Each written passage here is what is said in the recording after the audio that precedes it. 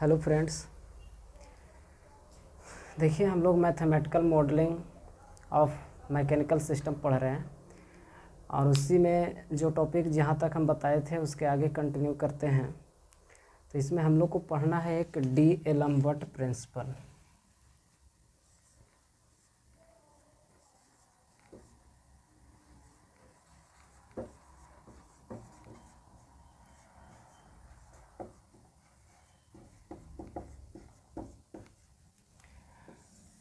D-Alembert principle. D'Alembert principle क्या कहता है?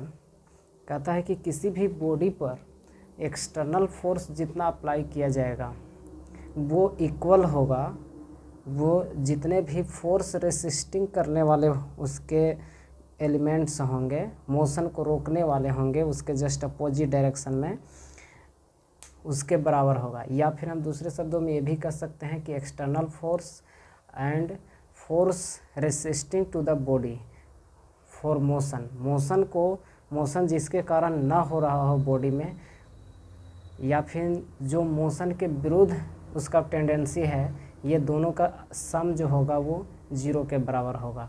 या फिर हम कह सकते हैं कि externally force applied on the body is equal to the force resisting on the body, ये होगा। तो जैसे हम डी-एलम्बर्ट प्रिंसिपल को पढ़ने के लिए एक छोटा सा डायग्राम बनाते हैं जिसमें एक बॉडी है, एक सिस्टम है,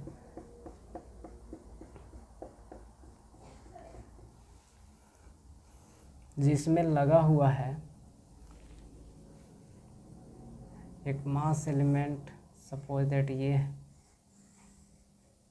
इसका मास m है और इसमें एक डैम्पर कनेक्टेड है, एक डैम्पर को कनेक्ट कर दिया।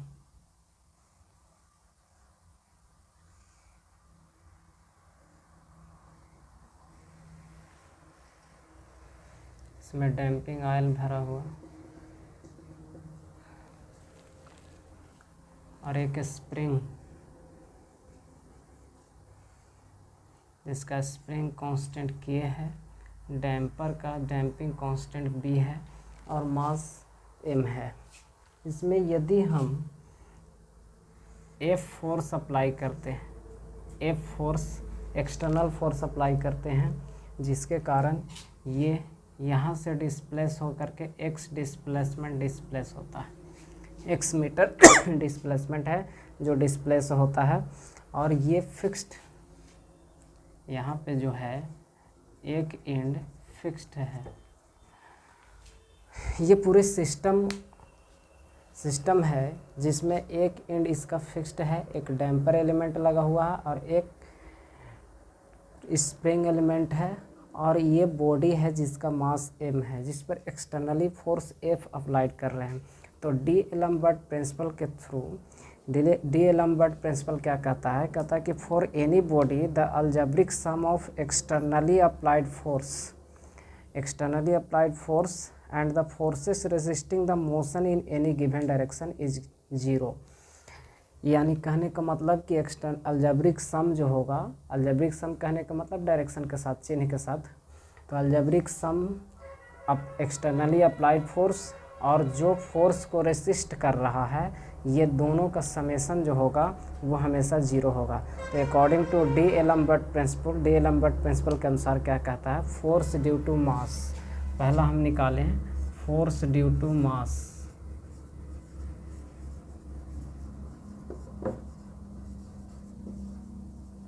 मास एलिमेंट के कारण फोर्स कितना होता है? तो पिछली क्लास में हम लोग बताए थे m इंटू d2x/dt², ये होगा। और ये फोर्स ड्यू टू मास हो गया, F लिखें या फिर डायरेक्ट ऐसे ही फोर्स ड्यू टू मास रहने दें। F तो एक्सटर्नल फोर्स अप्लाई किए हैं। इसके बाद ये मास क्या चाहेगा? मास एक इनर्शिया के जैसा काम करेगा। जिसे हम एक्सटर्नली फोर्स लगाएंगे तो ये मास चाहेगा उस फोर्स को अपोज करना, रेसिस्ट करेगा फोर्स को, एक्सटर्नल फोर्स को। फिर फोर्स ड्यू टू स्प्रिंग के कारण फोर्स कितना होगा? तो स्प्रिंग के कारण फोर्स बताए थे kx जिसका एक एंड यदि फिक्स्ड है तो हम x1 माइनस x2 नहीं करेंगे, डायरेक्ट सिर्फ लिखेंगे k, और इधर डिस्प्लेसमेंट हो रहा है, डिस्प्लेसमेंट के प्रोपोर्शनल होता है। पिछले क्लास में इक्वेशन इसका बताया गया था, kx होगा।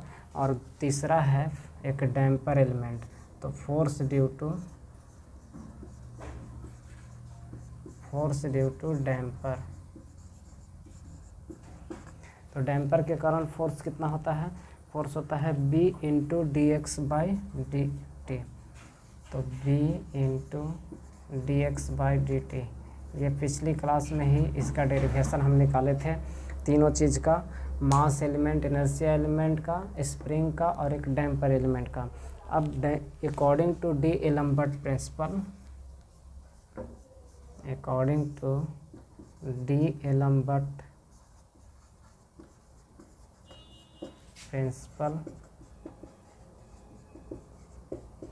डी एलम्बर्ट प्रिंसिपल क्या कहता है कि एक्सटर्नल फोर्स और जो भी फोर्स को रेसिस्ट कर रहा है, रेसिस्ट कौन कौन कर रहा है, मास, स्प्रिंग और ये डैम्पर, तीनों मिल करके फोर्स को रेसिस्ट कर रहा है। जो एक्सटर्नल फोर्स लगा रहे हैं उसके जस्ट अपोजिट में ये काम करेगा, तो सब का अलजेब्रिक सम 0 होता है। तो एफ जिस फोर्स में लगा रहे हैं, जिधर फोर्स लगा रहे हैं उसको हम पॉजिटिव मान रहे हैं, तो फोर्स के जस्ट मोशन के या डिस्प्लेसमेंट के जस्ट अपोजिट में जो फोर्स लगेगा उसको माइनस करेंगे। तो ये मास क्या चाहेगा, माइनस की ओर लगाना चाहेगा, अपोजिट डायरेक्शन में, फोर्स के जस्ट अपोजिट। तो minus m d2 x upon D T square. फिर माइनस स्प्रिंग के कारण भी फोर्स जस्ट अपोजिट रहेगा, तो माइनस kx, और ये डैम्पर के कारण भी फोर्स को रेसिस्ट करेगा, मोशन के जस्ट अपोजिट वही फोर्स लगाएगा, तो b d x upon D t. यहाँ d x upon D t या d x1 minus x2 upon D t होता यदि एक एंड फिक्स नहीं रहता तो डैम्पर का एक एंड फिक्स्ड है और सिर्फ एक एंड ही फ्री है मूव करने के लिए, यहाँ इसलिए x लेंगे, और इस सब का अलजेब्रिक सम 0 के बराबर होगा। यही कहता है हमारा डी एलम्बर्ट प्रिंसिपल। यहाँ से यदि सोल्व करें तो F इक्वल टू यानी एक्सटर्नल फोर्स इक्वल टू हो जाएगा m d2 x upon D T square plus kx plus b d x upon D T. यही डी एलम्बर्ट प्रिंसिपल कहता है।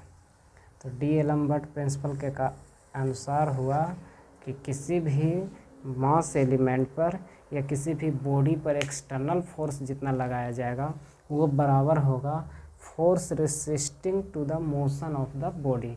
जो बॉडी के मोशन को अपोज करता हो या रेसिस्ट करता हो उसके द्वारा जो फोर्स रहेगा वो बराबर होगा एक्सटर्नल फोर्स के, अप्लाइड फोर्स के बराबर। यही कहता है डी एलम्बर्ट प्रिंसिपल। तो डी एलम्बर्ट प्रिंसिपल हमारे मैथमेटिकल मॉडलिंग कंसेप्ट के अनुसार बहुत ही इम्पोर्टेंट है, और इसको इसी का अप्लाई करके हम लोग मैथमेटिकल मॉडलिंग टोटल पूरा करेंगे। नेक्स्ट हम लोग देखते हैं mathematical modelling of linear system के लिए देख लिए थे, या फिर मैथमेटिकल मॉडलिंग हम लोग लीनियर सिस्टम के लिए, लीनियर मैकेनिकल सिस्टम के लिए देख लिए थे। अब हमको ट्रांसलेशनल मैकेनिकल सिस्टम उसी को बोलते हैं, अब हम रोटेशनल मैकेनिकल सिस्टम के लिए देखेंगे। Mathematical modelling for rotational mechanical system. Rotational mechanical system के लिए देखेंगे क्या है उसमें भी। तो रोटेशनल मैकेनिकल सिस्टम में भी 3 एलिमेंट है, 3 एलिमेंट को मिल करके ये भी बना है। जिस तरह से फोर्स जो था फर्स्ट ट्रांसलेशनल मैकेनिकल सिस्टम था, उसी तरह से रोटेशनल मैकेनिकल सिस्टम भी 3 एलिमेंट से मिलकर के बना है। और वो कौन कौन सा 3 एलिमेंट है, तो इसमें आता है रोटेशनल मैकेनिकल सिस्टम में जहां हम लोग फोर्स लीनियर मैकेनिकल सिस्टम में यूज कर रहे थे वहां पे फोर्स न यूज करके अब हम टॉर्क यूज करेंगे। वहां जहां एंगुलर वेलोसिटी यूज करते थे इसके जगह पर रोटेशनल मैकेनिकल सिस्टम में हम लीनियर वेलोसिटी यूज जहाँ करते थे तो ट्रांसलेशनल मैकेनिकल सिस्टम में, तो ये रोटेशनल मैकेनिकल सिस्टम में हम एंगुलर वेलोसिटी यूज करेंगे। वहाँ एक्सेलरेशन यूज करते थे, लीनियर एक्सेलरेशन, तो उसके जगह पर यहाँ एंगुलर एक्सेलरेशन अल्फ़ा का यूज किया जाएगा। उस जगह में लीनियर मैकेनिकल सिस्टम में हम लोग या फिर ट्रांसलेशनल मैकेनिकल सिस्टम में यूज करते थे डिस्प्लेसमेंट, सिर्फ लीनियर डिस्प्लेसमेंट, यहाँ एंगुलर डिस्प्लेसमेंट थीटा का यूज किया जाएगा। तो देखिए मैकेनिकल रोटेशनल सिस्टम भी 3 एलिमेंट से बना हुआ है, 3 आइडियल एलिमेंट से, जिसमें फर्स्ट है इनर्शिया एलिमेंट, जिसमें हम लोग इनर्शिया के जगह पर पहला है इनर्शिया। तो इनर्शिया में हम लोग मोमेंट ऑफ इनर्शिया यूज करेंगे।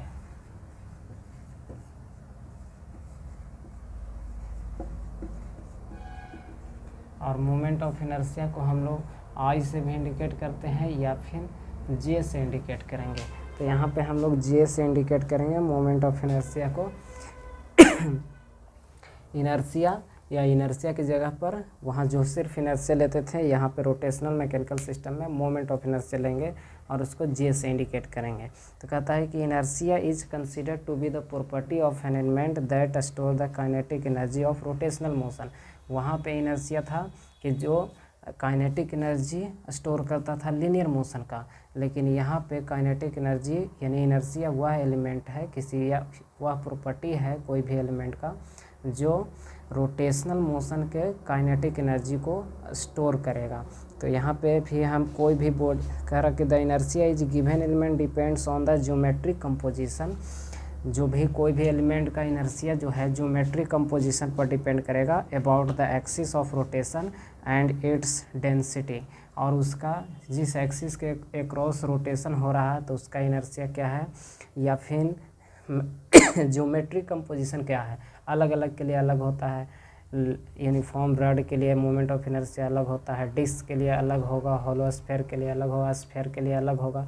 सभी एलिमेंट के लिए मोमेंट ऑफ इनर्शिया अलग अलग होता है और उसका डेंसिटी क्या है उसके अनुसार भी डिपेंड करेगा। तो सपोज दैट यहाँ पे बनाते हैं कि कोई एक सिस्टम है जिसमें एक इनर्शिया एलिमेंट लगा हुआ है जिसका इनर्शिया जे है, और ये कनेक्टेड है जिसका इनर्शिया मोमेंट ऑफ इनर्शिया जे है, और इस पर फोर्स लगाया जा रहा है। यहाँ पे इस एंड पर एक एंड फिक्स्ड है, ये वाला एंड जैसे सपोज दैट मान लेते हैं कि फिक्स्ड है, और इसमें एक इनर्शिया एलिमेंट है, एक बॉडी कनेक्टेड है, मास कनेक्टेड है जिसका मोमेंट ऑफ इनर्शिया जे है। इसमें हम टॉर्क लगा रहे हैं टाउ, यहाँ आप फोर्स ना लगा करके क्या लगाएंगे, टॉर्क लगाएंगे। रोटेशनल मोशन में, एंगुलर रोटेशन में टॉर्क को लिया जाएगा, और टॉर्क लगाने से इसमें जो डिस्प्लेसमेंट हो रहा है वो थीटा डिस्प्लेसमेंट हो रहा है, एंगुलर डिस्प्लेसमेंट थीटा हो रहा है। तो यदि हम अब निकालें कि थीटा कितना होगा या फिर टॉर्क लगाने से टॉर्क कितना होगा, वहाँ पे फोर्स कैलकुलेट करते थे मास के कारण, उसी तरह से यहाँ टॉर्क कैलकुलेट करेंगे इनर्शिया एलिमेंट के कारण।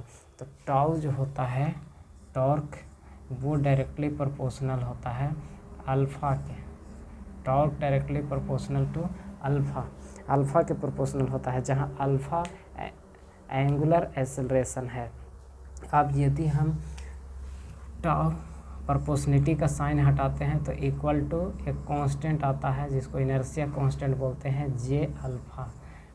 Tau is equal to J alpha होगा। अब जे की जगह पर जे लिखें और अल्फ़ा के जगह पर अल्फ़ा क्या है, एंगुलर एक्सेलरेशन है।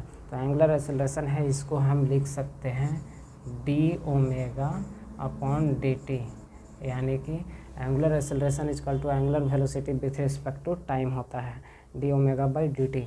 अब फिर इसको और हम अगर जो चाहें डिफरेंशियल इक्वेशन में लिखना, डिफरेंशिएशन के फॉर्म में और लिखना चाहें, यानी हमको मेन है हमारा आउटपुट हो रहा है थीटा, एंगुलर डिस्प्लेसमेंट, तो एंगुलर डिस्प्लेसमेंट के फॉर्म में हमको इसको लिखना है। तो जे और D by D theta, D by D T, और फिर हम ओमेगा को लिख सकते हैं, ओमेगा यानी वेलोसिटी इक्वल टू, तो displacement with respect to time, तो इसके जगह पर D theta by D T लिख सकते हैं, सेम उसी तरह से। तो ये पूरा का पूरा इक्वेशन हमारा आ गया टाउ इक्वल टू इनर्शिया के कारण, तो जे और D square theta upon D T square, d2 theta upon D T square. तो अब जहाँ भी रोटेशनल मैकेनिकल सिस्टम में यदि कोई इनर्शिया एलिमेंट लगा रहेगा तो इनर्शिया एलिमेंट का इक्वेशन, जैसे मास एलिमेंट का इक्वेशन लिखते थे M D square X D two X by D T square, उसी तरह से यहाँ इनर्शिया एलिमेंट के लिए टॉर्क बराबर जो होगा J d square theta upon D T square होगा।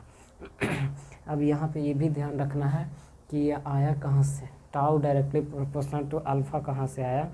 तो tau directly proportional to alpha लाने के लिए देखिए हम लोग जानते हैं एक इक्वेशन, इधर थोड़ा सा हम साइड में बता देते हैं रफ स्केच, कि टॉर्क जो होता है tau equal to F cross R होता है, फोर्स इनटू परपेंडिकुलर डिस्टेंस होता है। और ये भी जानते हैं कि अल्फ़ा जो होता है वो अल्फ़ा इक्वल टू ए, यानी सॉरी लीनियर एक्सेलरेशन ए है, linear acceleration equal to are alpha होता है। ये लीनियर एक्सेलरेशन और एंगुलर एक्सेलरेशन में रिलेशन है। ए इक्वल टू, जैसे भी बराबर आर ओमेगा होता है उसी तरह से linear acceleration a equal to are alpha होता है, जहाँ आर परपेंडिकुलर डिस्टेंस है। और I equal to moment of inertia I equal to होता है एम आर स्क्वायर ये होता है। तो ठीक उसी प्रकार से जैसे हम लोग जानते हैं F equal to M A, तो फिर यहाँ पे रख देते हैं एम और ए की जगह पर ये रखेंगे आर अल्फ़ा, ठीक है। और अल्फ़ा की जगह पर फिर क्या रख सकते हैं हम, सॉरी ए की जगह पर तो आर अल्फ़ा रख ही दिए,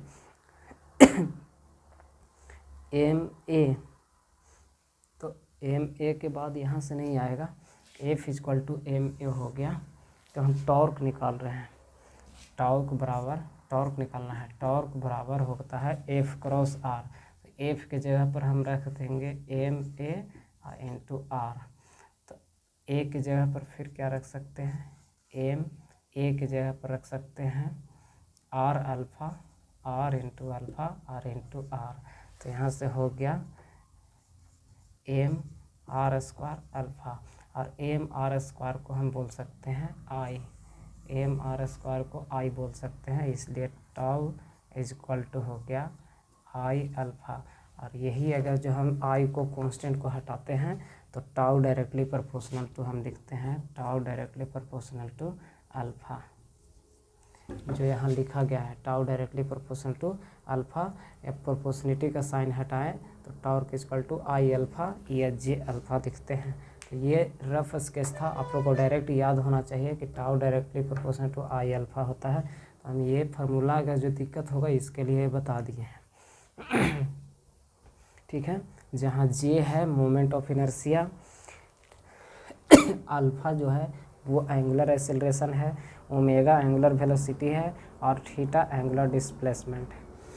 नेक्स्ट एलिमेंट है जो अगला एलिमेंट आपका रोटेशनल मैकेनिकल सिस्टम में, वो है डैम्पर एलिमेंट। तो डैम्पर एलिमेंट के बारे में भी थोड़ा देख लेते हैं क्या है डैम्पर एलिमेंट। इसके बाद तो इनर्शिया एलिमेंट जब भी लगा रहेगा उसके जगह पर जो इक्वेशन हम लिखेंगे inertia, J is equal to J I square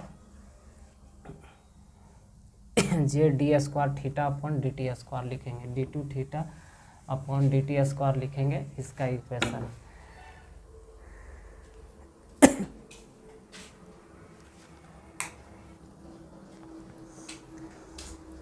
अब इसके बाद देखिए अगला है डैम्पर या डैम्पिंग टॉर्क। जैसे लीनियर मोशन में या फिर लीनियर मैकेनिकल सिस्टम में, ट्रांसलेशनल मैकेनिकल सिस्टम में डैम्पर था, उसी तरह से यहाँ डैम्पिंग को रोकने के लिए सिस्टम में, यानी वाइब्रेशन को रोकने के लिए डैम्पर रहेगा। तो सपोज दैट एक डैम्पर एलिमेंट बना देते हैं। अगला जो है वो है डैम्पर, या फिर इसी को बोल सकते हैं हम डैम्पिंग टॉर्क।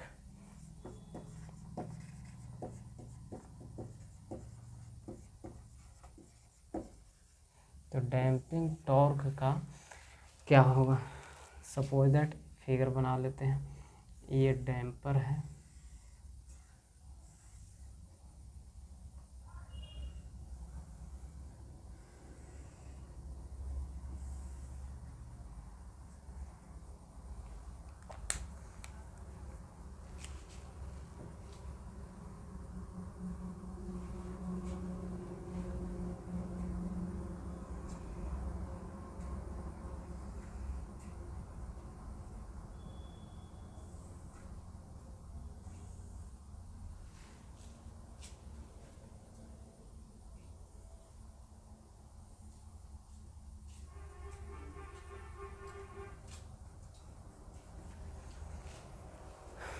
देखिए इसमें डैम्पिंग ऑयल भरा हुआ है, ये डैम्पर है जिसका शाफ्ट दोनों तरफ हम निकाल दिए हैं। हो सकता है कि दोनों एंड फिक्स ना हो, दोनों तरफ मोशन हो सके, तो ये रोटेट कर रहा है। ये लिक्विड के अंदर डैम्पिंग जो इसका वेन है वो रोटेट करेगा।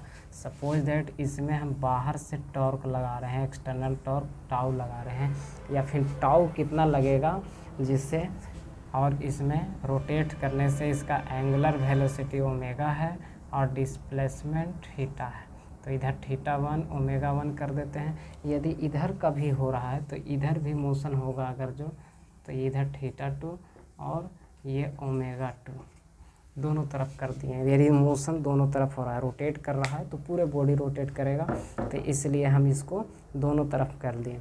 तो हम लोग जैसे उसमें पढ़े थे लीनियर मोशन वाला में कि जो फोर्स जो होता है वो डायरेक्टली प्रोपोर्शनल होता है वेलोसिटी के, सेम उसी तरह से यहाँ पर भी होगा कि जो टॉर्क लगेगा इसमें, तो टाउ डायरेक्टली प्रोपोर्शनल होगा एंगुलर वेलोसिटी के। तो एंगुलर वेलोसिटी यदि दोनों एंड फिक्स नहीं है तो हम रिजल्टेंट लेंगे W1 माइनस W2, यानी ओमेगा 1 माइनस ओमेगा 2 के प्रोपोर्शनल होगा इसमें। यानी जितना वेलोसिटी होगा उसके अनुसार इसके द्वारा टॉर्क लगाया जाएगा, उसके डायरेक्टली प्रोपोर्शनल। यदि हम प्रोपोर्शनलिटी साइन को हटाते हैं तो एक कांस्टेंट आएगा, डैम्पिंग कांस्टेंट B, और ये रहेगा ऐसे ही ओमेगा 1 माइनस ओमेगा 2। अब प्रोपोर्शनलिटी का साइन हटा दिए, यहाँ इक्वल टू आ जाएगा, इक्वल टू, तो टाउ इक्वल टू B, और ओमेगा को फिर क्या लिख सकते हैं, तो ओमेगा को हम लिख सकते हैं d थीटा 1 अपॉन dt, और माइनस इसको लिख सकते हैं d थीटा 2 अपॉन dt, या फिर final equation tau equal to B into D theta upon dt लिखेंगे। यानी एंगुलर रोटेशन में, रोटेशनल मैकेनिकल सिस्टम में यदि कोई डैम्पर एलिमेंट लगा रहेगा तो हम उसके जगह पर टॉर्क का इक्वेशन क्या लिखेंगे, mathematical equation B into D theta upon dt लिखा जाएगा। और एक तीसरा एलिमेंट है स्प्रिंग या टॉर्जनल टॉर्क। तो स्प्रिंग के द्वारा टॉर्जनल टॉर्क स्प्रिंग के द्वारा कितना लगेगा वो भी देख लेते हैं नेक्स्ट। थर्ड एलिमेंट जो है, और ये सब आइडियल एलिमेंट है, आइडियल डैम्पर एलिमेंट।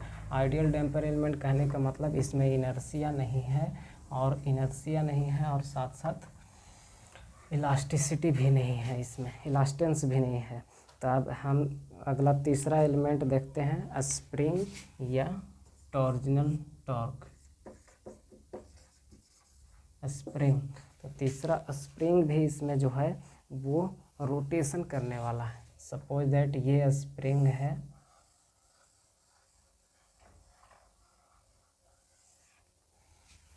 यदि इसका एक एंड फिक्स्ड भी हो सकता है, नहीं भी फिक्स्ड हो सकता है, तो हम दोनों को लेकर के चल रहे हैं।